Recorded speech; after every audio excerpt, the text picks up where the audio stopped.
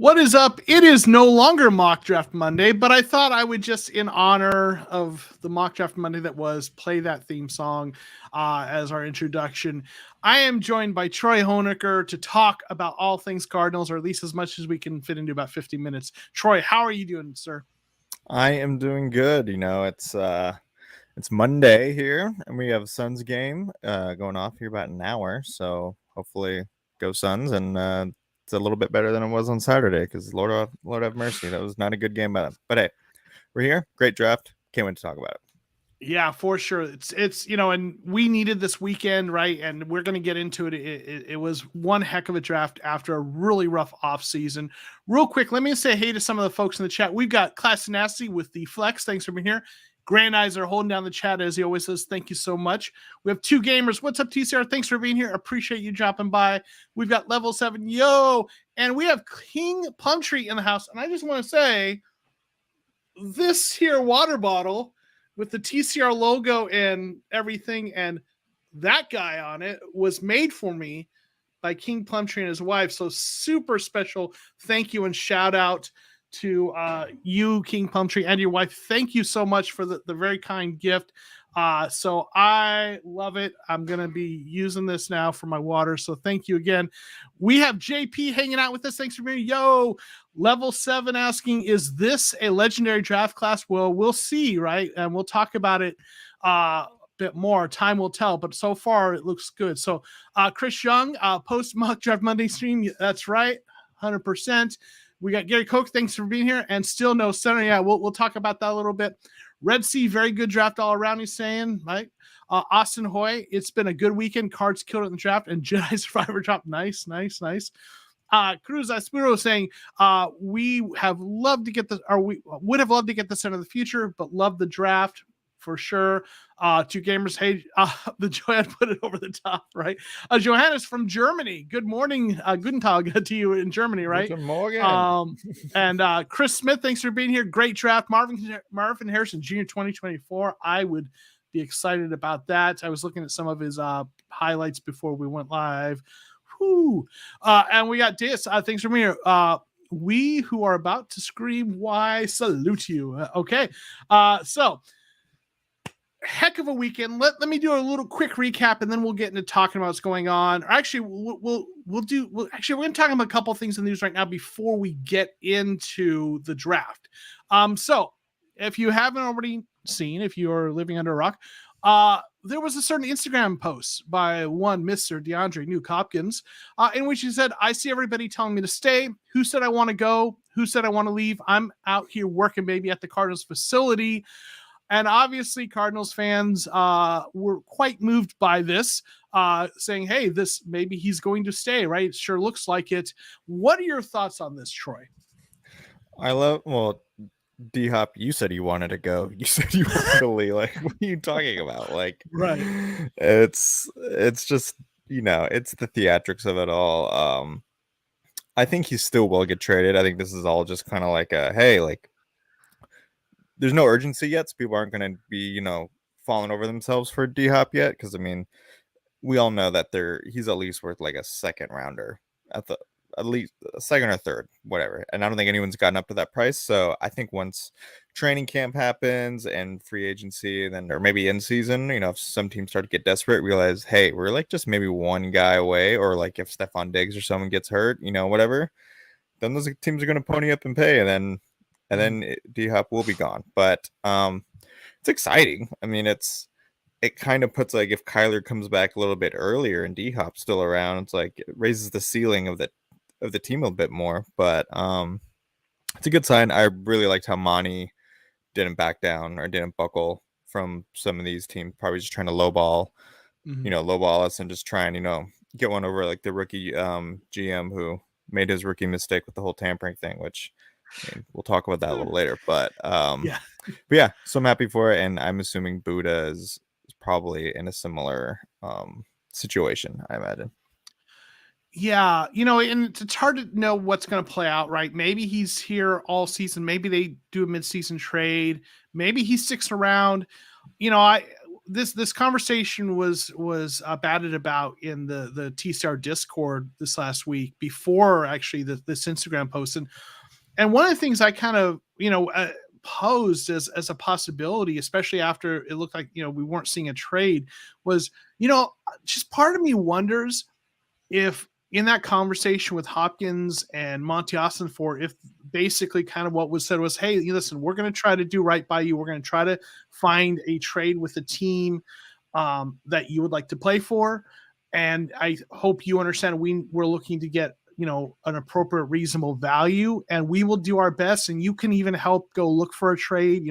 They reportedly gave him permission to seek a trade. And if we can find a good trade on our end, we will make it happen for you. And what we'd like to ask in return is if it can't work out, that you'll commit to being part of the Cardinals, right? I don't know. I have no inside information. This is speculation, but it seems like a plausible way that this could have gone down, because from the beginning, like all the social media posts from Hopkins leading up to this, like they were kind of interesting. Like, there was the one where he showed like this clip from a movie that with Pablo Pascal, where I forget what movie it was, but where like he's like, everyone else is kind of freaking out what's going on, and this is me, and it's just a picture of Pablo Pascal with this big smile, and the message was, y'all are worried, y'all are freaking out. I got no stress. Everything's gonna be okay, right? Mm-hmm. So I don't know what happened in that conversation, but clearly there was some sort of understanding, and Hopkins did not come across like a disgruntled, angry person who was just chomping at the bit to get out, right? There were reports that he wanted out, but he was playing it cool, right? And so I don't know exactly what happened, but man, it's kind of interesting. So I don't know, any thoughts you want to add to that?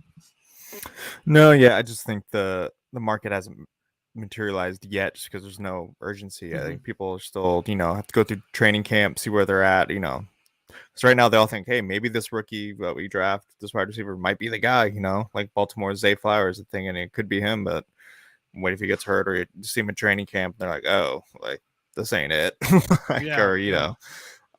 yeah, I mean, I think that's probably the agreement they have is, hey, just like play ball with us. Once midseason hits, some teams is definitely going to want to like take a swing on you. So yeah, we'll make that decision then. Got a super chat from this. Thank you very much. Monty is still cooking. Keep calm till preseason. 100%. Love what Monty's done.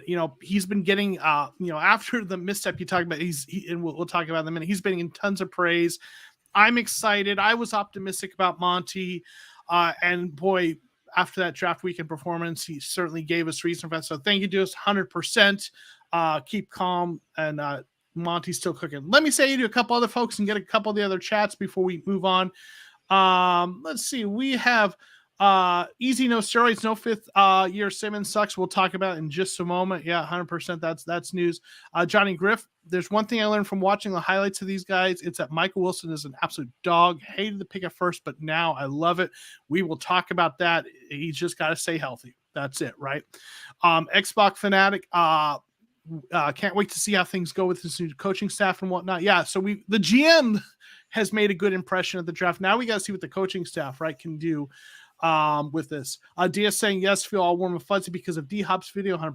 JP, it's like ex-girlfriend texting after week you up, baby. Yeah, maybe, right? Coley Jack is with you. He thinks midseason something's going to happen, right? Gary Coker, that face shows he can't lie good. Yeah. King Plumtree, yeah, he's just waiting for a trade. PL, thanks for being here. Active member of the Discord. Red Sea, where you at? Grand Isaac, Reservoir Dogs.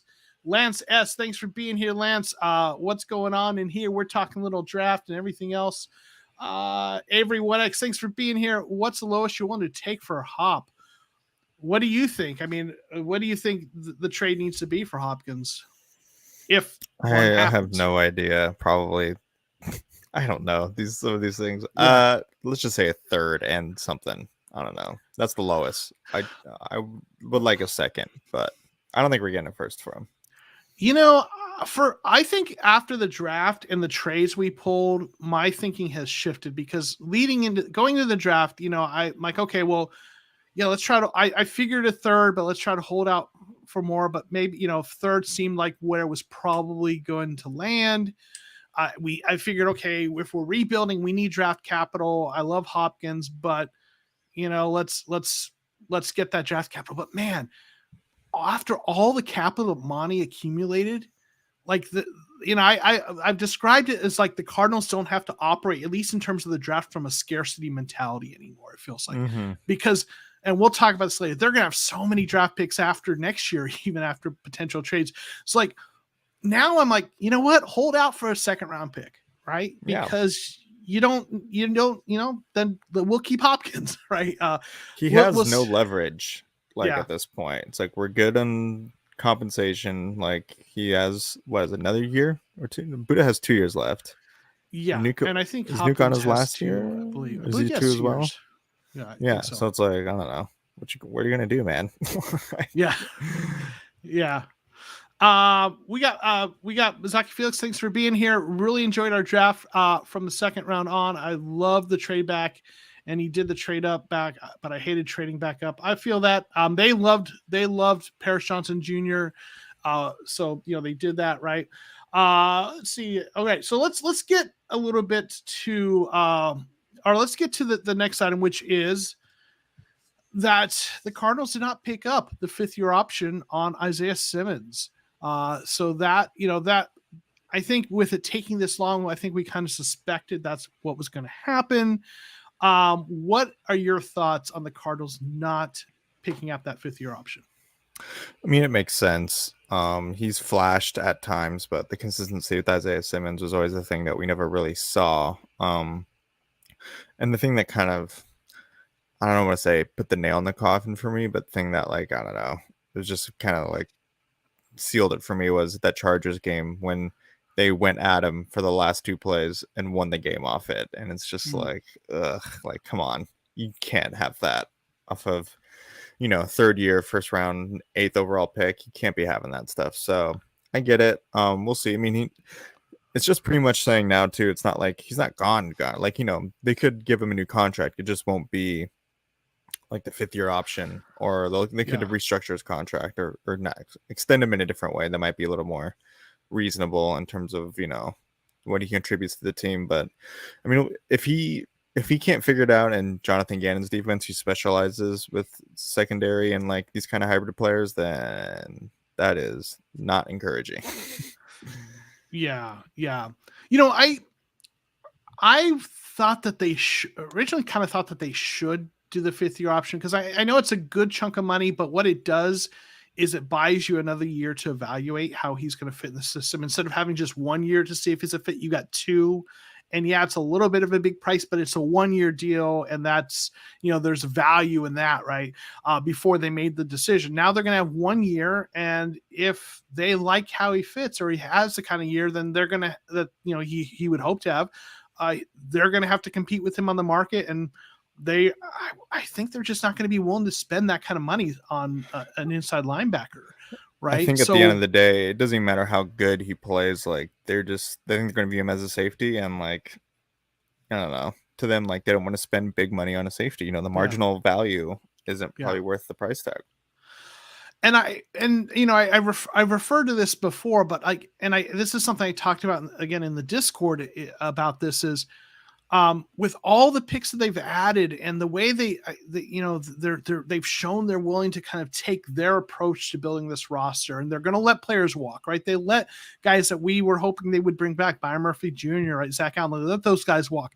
They have a process and they're sticking to it. And part of that process includes, getting a lot of draft capital that's going to be very valuable next year.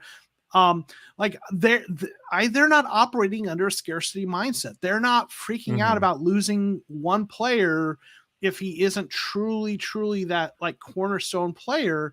And if it's not a guy they drafted, it's like, I don't think they're worried about losing Isaiah Simmons as a free agent, because, okay, if he signs a big deal, we'll get a compensatory pick.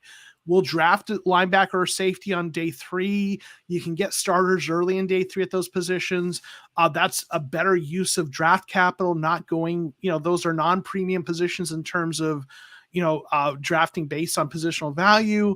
And it makes sense that that's what they're doing. right? Mm-hmm. And I mean, with yeah. Buda Baker's given Buda Mhm. Baker's finding it hard to get a new deal. Like, do you think Isaiah Simmons is going to get like one? Like, Yeah, this front office has made it quite clear how they view the safety position. Even elite guys like Buda are having a tough time to justify their value, quote unquote. for sure. Let me say hey to a couple other folks and get a couple comments for this real quick. Jordan P, I know you'd be here and excited about Michael Wilson. You've been talking about him for a while. The talent is there. It's always the injury is the concern, injury history, and if he can be healthy, he could be really good. But I know you've been high on him for a while. Lance saying, I think we did good for next year, but think they passed on some generational talent. We will see if they hit any of these guys. Listen, with what they got next year, having the Texans first round pick, I think it's like Will Anderson's a great player, but I think trading back was absolutely the right move. I've been on the trade back train for a while, and to me, this just really reinforces that. With what we got, JD Fountain, thank you for being here. Pleased with the Cardinals draft. Monty impressed. Houston first round is awesome, but I'm not certain it's sure number one, number two, like most suggests. Houston did well so far with free agency and draft, probably a top 10 still. Yeah, I mean, everyone's saying, oh, we're gonna have the number 1 and 2 pick, and we might, but we might not, because things just always play out differently. Like, Houston will be a bottom 5 team, bottom 10 team, right? And they might be the worst or second worst team, but they also might kind of surprise people and win 6 games and someone else wins 3, and so you can't bank on that, but it should be a good pick, right? For sure. Did you want to talk about like what, I don't know, again, what the number 2 or pick could look? I mean, we know it's either the Caleb Williams, Marvin Harrison Jr. train, but I'm not convinced it's going to be either, like, because I know obviously if you listen to any national wide story, it's like, oh, the Cardinals are in Caleb Williams train, they're going to get off Kyler Murray, and it's just kind of like, well, it's not that easy of a discussion. Like, I wouldn't say it's wrapped up yet. I think a lot of people think it is, because there's confusion on what his dead cap number will be. Because I've seen numbers of 80 million floating around. I've heard 40, which is what the Falcons did for Matt Ryan. So, like, if it's the 40 number, it's like, well, that's not I mean, it's a lot, but it's not like unfeasible to move off him. I don't know. It's crazy. So the deal with the Kyler Murray contract and the dead cap money, there was something that the Cardinals had to opt into in March. I think that by March 26th or something like that, and I'm assuming they did. So before that, the dead cap would have been less, but like this next season, if they were a pre-June 6th release, the dead cap would be 81 million, and the cap savings would be negative 29 million. Like, as then they'd add 29 million to the cap, not save 29 million. And a trade, a pre-June 6-1 trade, the dead cap would be 46 million. So I think it's the trade versus release. So obviously, if anything's going, like, I don't think they're moving off Kyler, but if they were to, it seems like a trade is the more likely thing. So they would save 5 million and have a 46 million dead cap in a pre-June 1st. Post, they could push it out, 13 million dead cap in 2024, 33 million in 2025. So, after June 1st, it could kind of be done, but it's such a mess. I mean, I don't think they're doing that. I'm not on board with that. I'm on board with keeping Kyler and building around him. I think it's one of those things where, I mean, it's kind of up to Kyler in sense of what that situation is. Like, if he plays for a good chunk of the season, a good amount, and we still end up with the first or second round pick, then I think it gets a little bit, that's where the waters get a little murky, because it's like, oh, like, because I think we've seen how they operate. They're not beholden to anyone that wasn't there before them. I could see him doing it.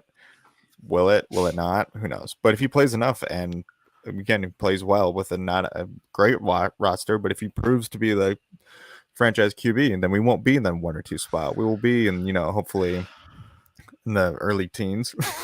Yeah. And I think if Kyler plays well, the ceiling of this team is like 7 wins, probably. For Assuming this year. for this year, yeah. If Kyler plays well and like a mid October to early November return. I mean, conventionally speaking, yes, but sometimes teams just really surprise you when you have a new coach comes in. Sometimes a new coach. We saw with the Giants last year. Right. And like their roster wasn't great, right? No, everyone hated that roster. Everyone hated Danny Dimes. Right. So conventionally, right, based on what you think on paper, yeah, with Kyler, and if they keep Hopkins, with the new regime, you would think on paper with Kyler playing maybe half a season or less, 7 wins is a ceiling, but you just never know, right? Things go weird sometimes, right? Nick L saying 9-8, 9-8. Yeah. And I think there will be some teams that are like the secret, like Kevin Clark of the Ringer said, like the Buccaneers are a secret Kevin or Caleb Williams lottery pick team, because he's like their best. Like they don't have any quarterback situation worked out. Their defense is like kind of good, but they're he's like their secret team. And I'm not. How are the Rams not a team? The Rams are just as in the same situation we are, if not worse. Do they have a first round pick next year? I think the Stafford first rounder was this year. Okay. So it's looking at this. Maybe they don't have it, and that's why no one's mentioning them. No, looks like they do have a first round pick, so they could be there, right? They could be there. They're gonna suck. Yeah. Stafford's probably gonna get hurt. Yeah. So I mean, like, to me, I do not think that they're going. I don't think the Cardinals are going to be on Caleb Williams. If they prove me wrong, they prove me wrong. I think that this organization, they want to have a full season with Kyler to evaluate how he fits. I think Monty has a process, and it's not about chasing a player. It's about building a roster like the Patriots did. I think with all the draft capital they've had, they're going to be able to do that. So I think 2023 is going to be an install everything season, and 2024 is the season they want to see what happens with Kyler, knowing, having the second off season to kind of learn the system, and everything. So I just don't think they're going to be on Caleb Williams. They're going to be looking forward to next year. And I think what Monty's going to do is he's looking at whatever, if they end up with that first overall pick, he's looking at, I think, a all-time draft haul and adding. Oh yeah. Imagine, if you will, they did end up with number 1 and number 2. Just imagine, okay? If they ended up with the first 2 picks, and then the draft plays out where the 2 quarterbacks that they're expecting, I think May and Williams, are like the top 2 players, or they're both what everyone thinks they're going to be. And you have a scenario where you have the top 2 quarterbacks and the Cardinals own those picks. Like they're like the Godfather, right? They and like they can have everyone come to me, show me your best offer of the first overall pick, and they can take whatever they want. And then that second pick, all right, who wants May? Right. Who's next? Right. Who's next coming to the door? Yeah. And like they could think about it this way. They could walk out of next year's, if that happened, they could walk out of next year's draft with like 4 future first round picks, plus adding a couple second round picks in 2024, plus some day 2. Like they could have a crazy, like, you think they came away with some good draft capital next year. If that scenario played out where they had the number 1 and 2 picks, they could have the kind of draft capital where they could build. And if you have that, you have those extra first round picks, you keep kicking 1 down the road every year.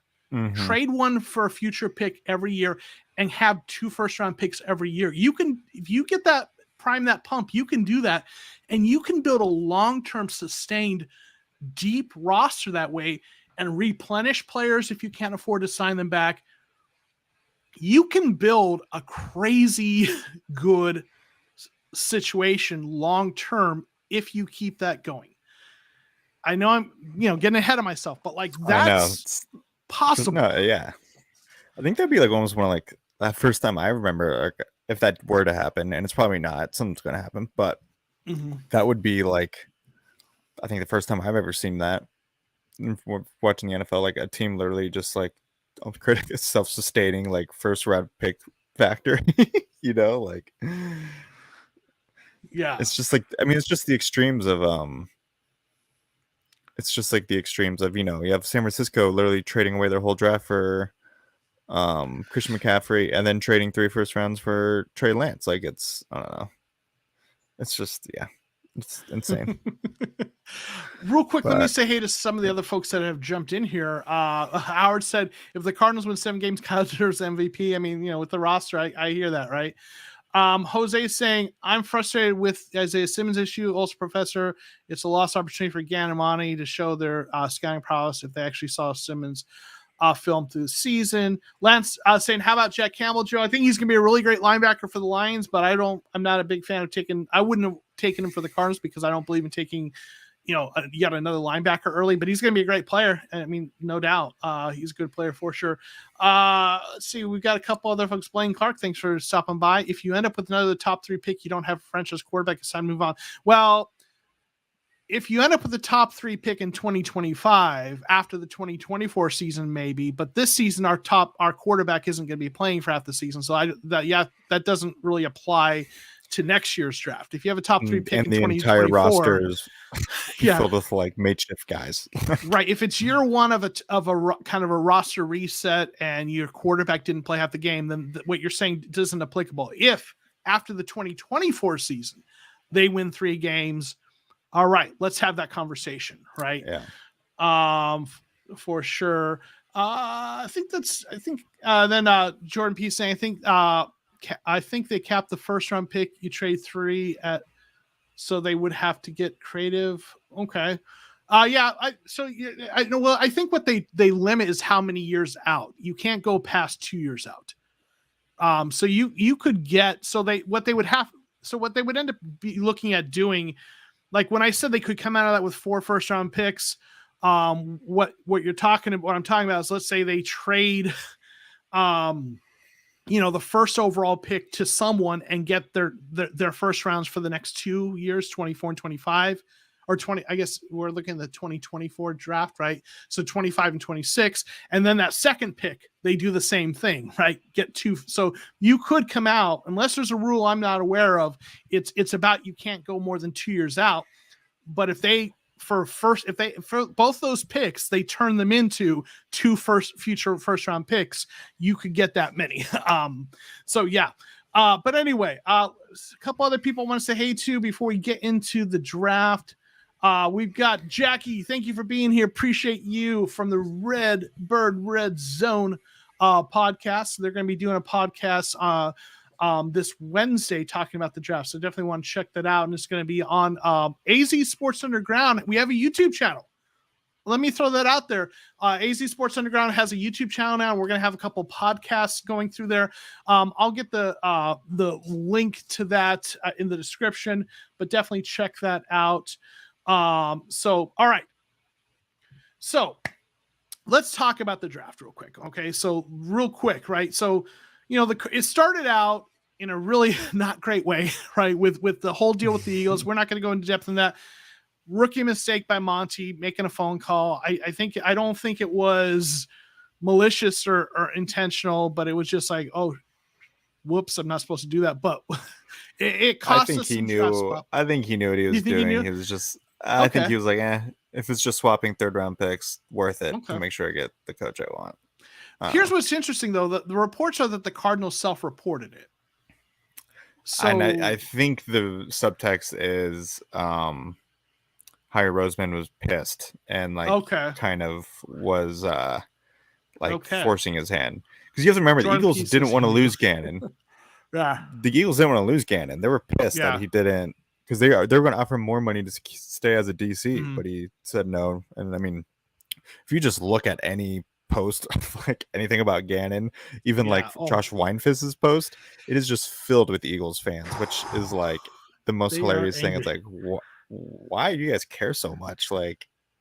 Who cares?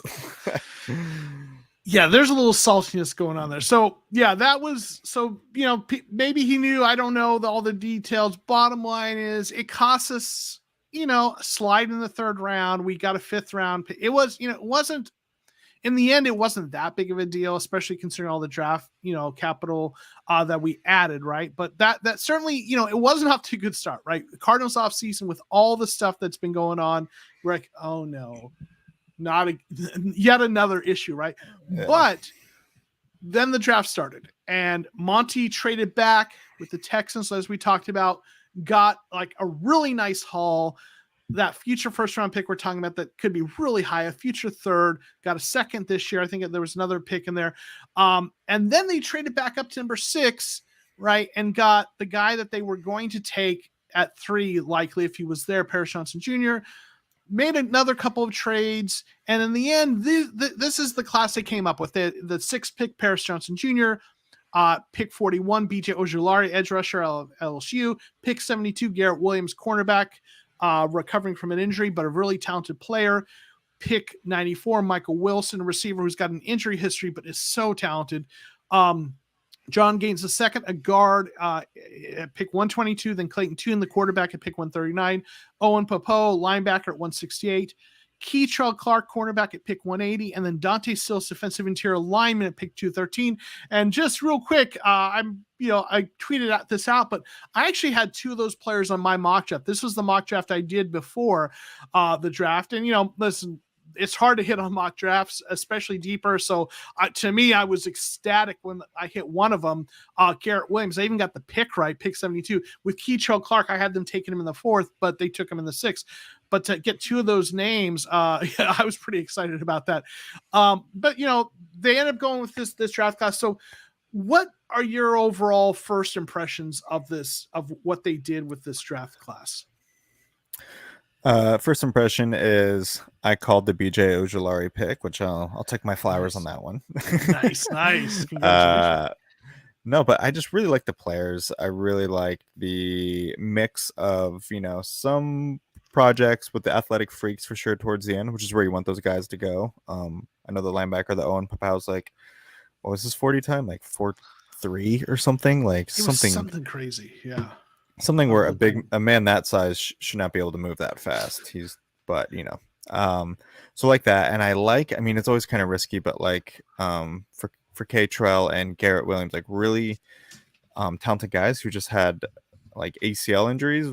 That's why they kind of fell. And like I feel like if the ACL injury happens like this early, it's not super like indicative of what's going to happen later. Hopefully, who knows? They seem to recover like just as fine if they're older. But again, love the emphasis on the trenches, mainly on the offensive side, obviously, because we got one DN. That was one area I thought we were a little light, is interior defensive line, and then obviously no center. But yeah, there must be something going on with the Whippler thing. Sorry, I realize I'm killing everyone with my fan. I will. Sorry. It's so like move your head so it blocks the light. That'll help. I know. Oh, yeah, there you go. Oh no. Now I'm adjusting my head. So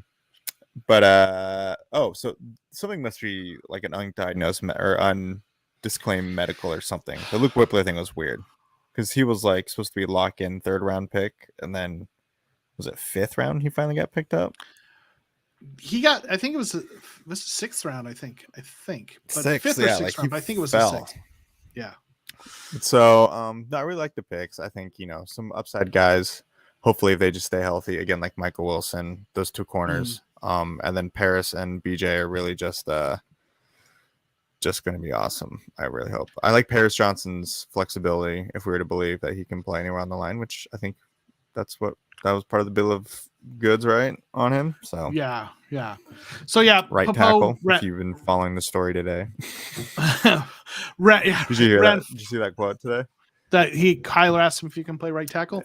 Yeah, and people are like, "Oh, I wonder why." Yeah, right. I just wonder, like, yeah, my right tackle's throwing me under the bus in interviews in the media. So can you play? But yeah, JP saying, and I looked it up on RAS. Yeah, 4.39 40-yard dash for Popo. That's just crazy good. I want to mention another thing, and I know some of you all probably seen this. that offensive lineman, John Gaines, he never really came up in mock draft Mondays. And it's, I think part of it is, when I was doing kind of my video looking at offensive linemen, he just didn't show up at that point as one of the guys he should have. But when I was looking at the scouting reports, they didn't really talk about him as a guy who would fit the wide zone, but clearly he is. But also I think he just didn't show up in a lot of mock drafts. And I think a lot of that was just, I think, where he ranked and where it ended up falling. People weren't taking guards at that spot in the draft. I think he was showing up in rounds where we were taking other positions. So we didn't talk about him a lot. But there was a tweet that went out that talked about how the shuttle, right? The shuttle is sort of this cheat code for finding offensive linemen. Like they talked about like some crazy numbers, like 48 out of 50 or something like that had a shuttle that was like under 4.47 end up getting drafted, and a lot of them ended up being good players. And it's like just one of those kind of obscure sort of metrics that, that really does seem to have a lot of relevance for this particular position of interior offensive lineman. And John Gaines ran a 4.45 shuttle. So he's within that threshold, right? Mm-hmm. So he's athletic. He's a guy who can play guard, but he also played some center in college. So, everyone's talking about they didn't get a center, and I wonder if they're going to give him a chance there.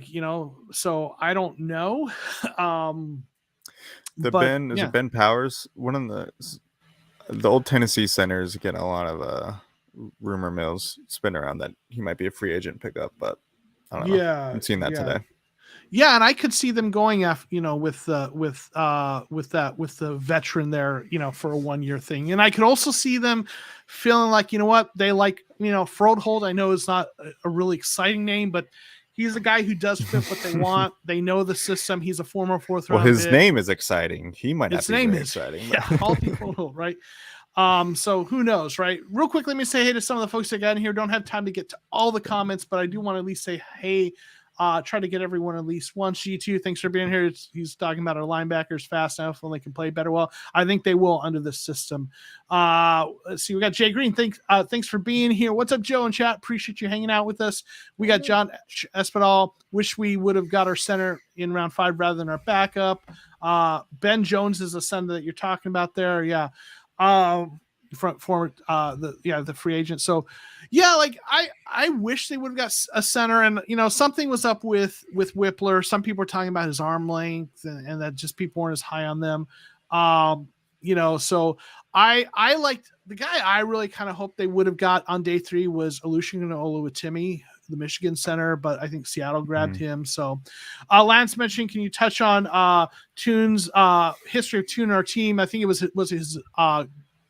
the very first Cardinals draft pick was, what was the relation? Was his grandfather great uncle or great uncle or that's something? That's an interesting story, right? I mean, I don't think I'm imagining that's not the primary reason they drafted him. I think they liked him, but I think everyone's now looking for their Brock Purdy. So he fits that sort of mold. If he does play a lot this year, I can't wait for that to be the fact. Like every, TV announcer has to say, his great uncle is the Cardinals' first round pick. Right. Yeah, that's gonna be the most annoying kind of thing we hear all the time, right? Yeah, for sure. Two gamers saying, I'd like to see Michael Wilson learn behind a great wide receiver group and develop into our number one right up. That could be exciting. Like Michael Wilson's an interesting player. I did a short video on him, and I showed some clips from the Senior Bowl. And if you've seen them, right, like his get off and his ability to kind of shake guys at the line and get separation is really outstanding. Jim Nagy, who runs the Senior Bowl, compared him to Devontae Adams in that regard. I think another guy, Amari Cooper's another guy who's really a bigger receiver who's good at doing that, kind of getting that quick separation. And I think if he can stay healthy, like he's got the tools, and his 40-yard dash time was like 4.58. It wasn't great, but I think that's a little misleading. He played faster than that, right? On on game It's like film, and the deceleration, I guess, because I think on that yes, somewhere on Twitter, I think on that thread, it's like he stops quicker than other guys, yes, and that this causes that separation and stuff. right. And when you're a bigger receiver like he is, that's the thing you need. Like the breakaway speed is nice, but like the ability to get open is always the big deal with these bigger receivers. Can they do that? And he can do that. He can Mm-hmm. create space. So the thing we have to hope with him is that the injuries were freak injuries, and he's not a guy who is injury prone and is going It to was keep like a lot getting of banged up. broken bones too, right? It wasn't like he didn't tear any Yeah, I think ligaments or anything. it was a Jones fracture on the foot. I think Jordan P mentioned in a comment. I think at one point, and so It was so collarbone, I think, last season okay, too. yeah. So you hope that though it's with those soft tissue injuries like hamstrings, like with Rondale Moore's got that kind of issue, Mm-hmm. and that kind of stuff kind of keeps repeating itself.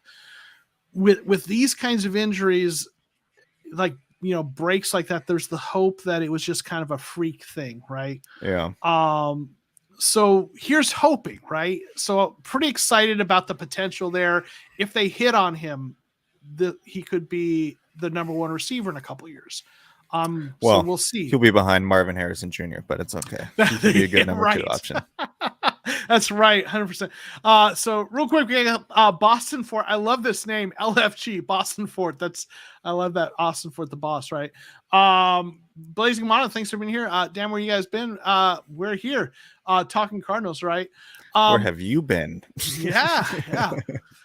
So I really like this draft class. I wasn't excited about taking a tackle in the first round, and I still positionally, I'm not like, I believe in going after premium positions in the first round. So from that perspective, it makes sense. We've talked about this before. Just to me, tackle was not a pressing need for this team. Because a team that has so many needs, so many other places. For me, when they traded back, I was hoping they would stay back there, get either a corner or an edge rusher, and keep that extra second round pick. But they loved Paris Johnson Jr. I understand why when they met with him, some of the things he said about wanting to be here, wanting to finish what his father started. I get it. And he's going to be, I think he's going to be a really good player for them. So, I don't mind it, right? I think he's gonna be a really good player, and I'm not gonna quibble on it, right? And then BJ Ojale, love that, right? And Jordan saying, yeah, I agree, Joe. I didn't want to take tackle around 11. I would have got take Gonzalez, but I love PJJ, the person. Yep. And I yeah, agree. I was on the Gonzalez train too. Yeah. But I think if he plays left guard or something, or if he does play right tackle and like does well in his rookie year, then I think it's not gonna sting, or it's gonna leave a better taste in our mouth. I mean, if he's an instant impact. Right now, it's like we have DJ, we have Josh Jones that can play left tackle. Like, is this another guy? Like, we're all just sick and tired of our first rounders not playing, and this looked like he's the next up in line for it. But DJ Humphrey still isn't practicing yet. Like, they've had some workouts. He's got back issues. Josh Jones has shown he's pretty good at left tackle, but it's kind of a smaller sample size. You don't know. Like, he might be playing left tackle this year. Like, we don't know. Yeah, could be. So yeah, I don't hate it. I like the Ojulari pick. I love. I mean, we talked about him a lot mock draft Monday. Like, when we talked about, hey, if you pass on Will Anderson and you trade back, I know Anderson's a great player, but there are edge rushers in the second round that you can get. They're going to be good. And Ojulari was a name we kept mentioning because he kept falling there in the second, and we got him. We traded back, got him at 41, right? So I love that pick. I like Garrett Williams a lot as a pick. I know he's recovering from an injury, but he's a guy that would have been a borderline first, second round pick. Talented guy. I think he's going to be a starter for us, in the future. Michael Wilson, we talked about. I like the Gaines pick. Tune, I'm fine. I wouldn't have gone quarterback. That's just me, but I understand why you do that. I don't mind that. But Poe's interesting. UCLA quarterback seemed like it'd be more of a and they took him before DTR. They took him. Yeah. DTR was still on the board, so yeah, that was interesting, right? Popo, Popo is nothing else special, could be a special teams demon for this team, but I wouldn't be shocked if a couple of years he's playing a bit with, if Simmons moves on. Mm-hmm. Love Keitrell Clark. I think he should be our starting nickel corner at least in a year or two. Love that pick. If you watch the Bootleg podcast, they had talked about him, and he's really good at attacking screenplays. He's aggressive at that. Even though he's a little smaller, he plays aggressively. And then Dante Stills has some juice. Like he's a little bit of a tweener, but like he's the kind of guy you want in that defensive line rotation. You want guys like that in depths, right? So overall, I think this draft class, like we talked about the trades, how good the trades were. And if you think if you're trading for future picks and you're adding all that amazing draft capital they did, you would think that, well, they didn't have a great draft this year, but actually, it's like been graded really well. Like PFF gave it an A+. Yeah. Mel Kiper Jr. gave it an A-. We got all that draft capital, and the cringe factory that is Barstool Sports even liked it, right? So like, hey, did Mike Florio like our draft? Did we? I don't even know. I didn't even bother to check. He might have. Who knows? He probably didn't. So like this draft, like they got all that draft capital in the future and had a good draft, right? It wasn't either or, right? That's what's amazing to me is I absolutely love that, right? Someone said, Monty did a great job. Someone said earlier that Monty showed us, Monty showed us how incompetent Kyle was this weekend. 1,000%. That was like kind of the biggest takeaway I think of the entire draft day experience. Well, the roller coaster was, we got the tampering, or oh my god, here we go. But then how just he nailed everything. Like even the trading back, then coming back up. Mm-hmm. I think that would break Keim's brain. Like to even think of that, he would. I don't know. He would have. And Florio apparently liked that. So, I think, but he hated that Gannon never talked to the media apparently because I didn't realize he had to. Right, and there were other teams I think who had the same thing, right? So Bills, it was just Brandon Bean, or was it Brandon Bean? Yeah. I think so. Yeah. So, yeah, I mean, listen, there were some things that they didn't do that maybe I would have liked them to do or whatever. I mean, a few little things, but like I'm really happy with how the draft class came out. I do this thing sometimes where I try to just to make sure I'm not looking at things with this, with skewed eyes. I kind of cleanse the palette, and what I did is I went through every team's draft class one by one, just looked at them, all 31 other teams, and then I looked at the Cardinals again, right? So that I'm just got fresh out of looking at all the draft classes, and I really did like our draft class as well as most other draft classes are better. Like there were maybe one or two draft classes that I'm like, ooh, that was really good, and that I might have said might have been as good or better. But after looking at everyone and then looking at what we got, I'm like, yeah, I really think this is a good draft class. So for sure, it's always really exciting, but then you kind of have to remember you can't take everything super serious, like with the draft grades, because I think someone was reading this 2012 Seattle draft class when they drafted Russell Wilson. The linebacker. Why am I totally just blanking on the linebacker? I'm sorry. Basically, what was the Seattle linebacker that was always really good? That is on the Rams now. Oh, well, he's back. He signed back with Seattle. Did he go back? Wagner, yeah. Bobby Wagner. Yeah, Bobby Wagner. So it was like Russell, Bobby Wagner, and I forgot the first round pick, and everyone hated it. And then it turned out to be like the greatest, draft class of all time. So it's like, so yeah, you always got to take these things with a grain of salt. But I mean, at the end of the day, we have so much draft capital that we can't. That's like objective. Yeah. Or no, subjective. Sorry. No, Arizona D54 saying, do you guys wish they would have drafted center instead of Clayton Tune? My friend Kevin, thanks for being here. Kevin said, hi, Joe, just jumped up or just hopping on. Did you already talk about they didn't draft a center? So, there's, with the whole thing about a center, I mean, for me, I would have rather seen, like, I don't know if he was still on the board then, but Olusegun Olatimi instead of Clayton Tune. For me, I would have been like, sign me up for that. But I think they're taking the long view with this, right? They're not trying to plug every hole in the draft, and you shouldn't do that, right? You should look for good players and trust your process, and there will be centers in next year's draft, right? Jordan P wishes it would take Whippler instead of Popo, right? Luke Whippler was available. Yeah. Hey, Dennis, thanks for being here. He was, and a lot of people, the Browns took him in the 6th round. So, there's a reason he dropped. Like, if every team just kind of kept, like, there's something that the NFL teams did not like about Whippler. Yeah. So, do I wish they had taken a center? Yes. Am I going to grill them over it? No. I was optimistic, and with what I saw this weekend, they've earned my trust. I trust the process. They've added a ton of draft capital. They may sign a free agent. There's going to, there's some free agents out there, right? They may sign someone. They'll get it figured out. They've got a plan. Again, Gaines might play center. He played it in college, so they'll figure it out. I trust especially with what I've seen. I trust Monty to have a good process here.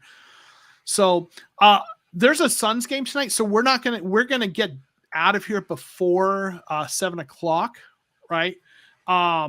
So what I want everyone in the chat to do is tell me with one name your favorite pick from the Cardinals draft class. And then Troy, want you to tell me or tell everyone who's watching, we'll go back to the draft, kind of who your 1 or 2 favorite picks in this class were for the Cardinals.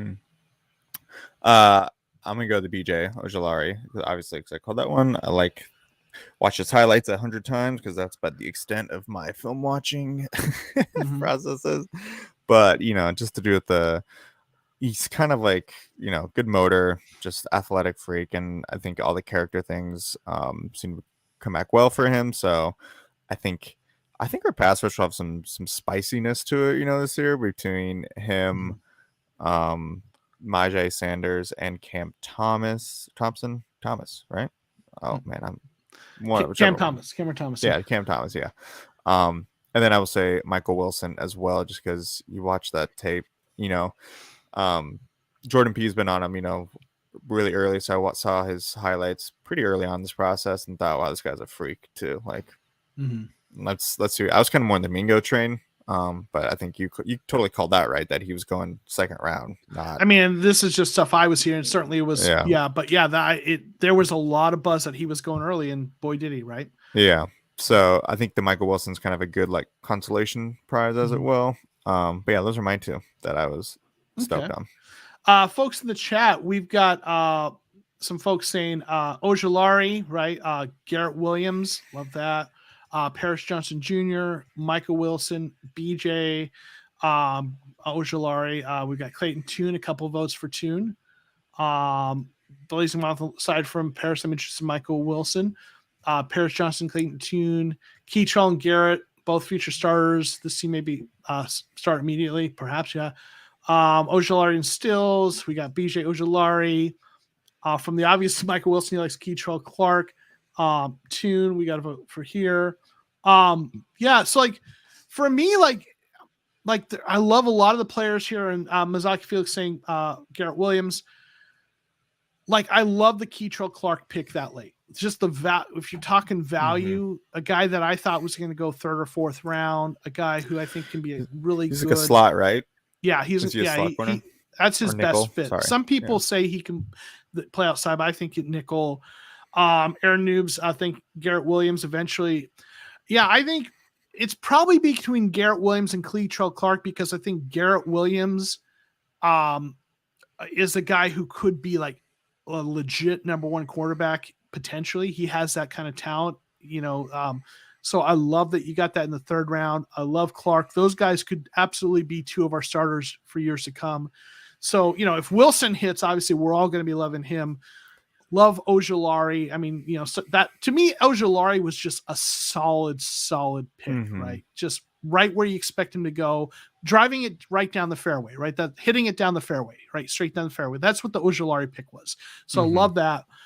But the Garrett Williams and the Keytrell Clark pick are the kind of ones I'm kind of excited about.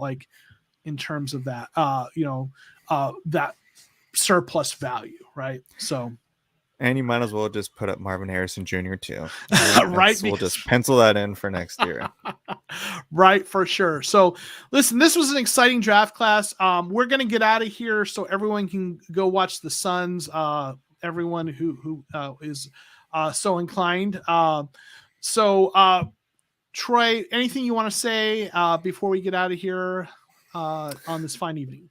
No, but just like, let's just enjoy the draft and how like we now have a competent GM in the front. Let's just like, I think this is like the first bit of good news we've had about this team in like, seems like forever. So literally like at least like 18 months, I think.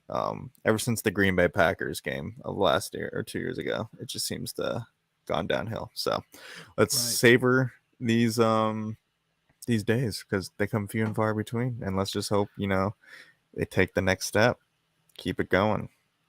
Marvin Harrison Jr. bust. For sure. Well, listen, I'm excited. It's been a great draft weekend, and I'm looking forward to this next season, season 3 of TCR, following the Cardinals. I'm probably gonna start prepping for the season. I'll probably do some more draft reaction videos in the coming weeks, and we always hit a little bit of a lull in June and July, so I'm going to probably take a little bit of a break there and then try to hit it hard for the preseason.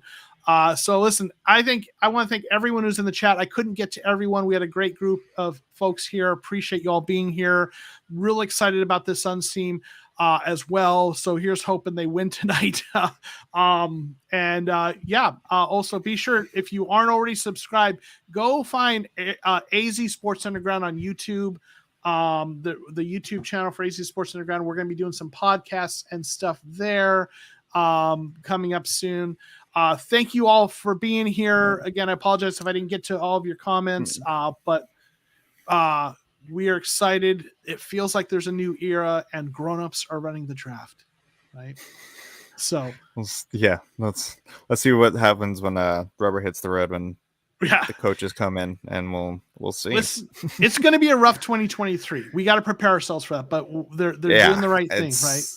But at least I think now we're all mentally prepared for maybe only 5 to 7 wins. It won't come as a shock when we end up having 4 wins. Right. We'll be expecting, and we'll just be ready for it. We'll be like, okay, well. We'll be rooting for the draft picks, right? And I know. Yeah, we can start mock draft Monday, like in October, probably. If you want to start that early. Probably not going to start that early, but yeah. All right, everyone. We're going to get out of here. I'm going to put the shout outs and then for the channel members, and we'll get out of here so y'all can watch the Suns. Thanks everyone for being here. We'll see you later. Peace.